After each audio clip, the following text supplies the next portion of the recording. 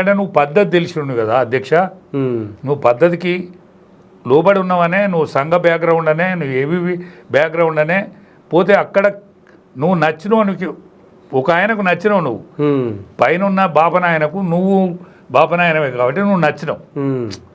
ఎందుకంటే గువ్వల బాలరాజు ఆయన మీద కేసు పెట్టిండు.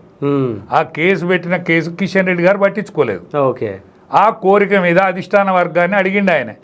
నా మీద కేసు అయిందా, ఆ కేసును నేను మాఫీ చేసుకోవాలి అంటే ఆ గువ్వల బాలరాజును నేను కొనుక్కుంటున్నా, బతిలాడుతున్నా, నాకు ఒక మనిషి కావాలి అంటే అధిష్టాన వర్గం ఈయన కీలకమైన వ్యక్తే, కర్ణాటక నుంచి వచ్చిండు ఆయన, కీలకమైన వ్యక్తే, ఈయన కోసం ఒక్కటి ఇడిచి పెడదాం, పోయింది మునిగిపోయింది. యావత్ భారతదేశంలో ఉన్నటువంటి రాష్ట్రాలన్నీ మన ఆలోచన ప్రకారం చేసుకుందాం, ఇది ఒకటి ఇడిచిపెడదాం అనేది ఇడిచిపెట్టింది. ఇడిచిపెట్టిన కింద ఈయన అధ్యక్షుడైండు. ఈయనకు కులం లేదు, బలం లేదు, బలగం లేదు, తెలియకల్లోడు. కానీ ఆ తెలివిని కూడా మర్చిపోయాడు, ఆ జ్ఞానాన్ని కూడా మర్చిపోయాడు. నోటీస్ చేయకుండా నన్ను సస్పెండ్ చేశాడు. అయితే నోటీస్ చేయకుండా సస్పెండ్ చేసిరని చెప్పేసి అంటున్నారు, ఇన్ఫర్మేషన్ ఎట్లా వచ్చింది మీకు? సోషల్ మీడియాలో పోతే ఆంధ్రజ్యోతి పత్రికలో వచ్చింది. ఓకే, సోషల్ మీడియాలో నాకు అనేక మంది ఫోన్లు చేస్తారు కదా. సరే, భగవంతుని పుణ్యాన నాకు కేసీఆర్ దోస్తాన్ వలన అంటే కేసీఆర్తో 20 ఏళ్ళ జర్నీ పోతే తెలంగాణ పోరాటంలో నా ఆరాటం కనిపించింది కాబట్టి నాకు గుర్తింపు ఉన్నది కదా.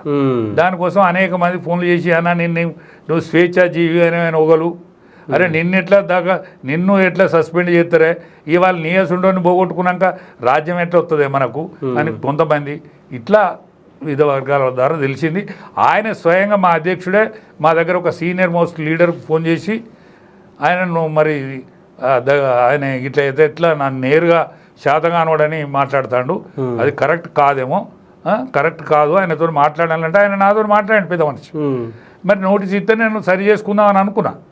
మీరు నోటి మాటకు కూడా చెప్పండి అంటే మీ ఇంటి మీదకి మనుషులు వస్తారట అని చెప్పిండు ఆయన.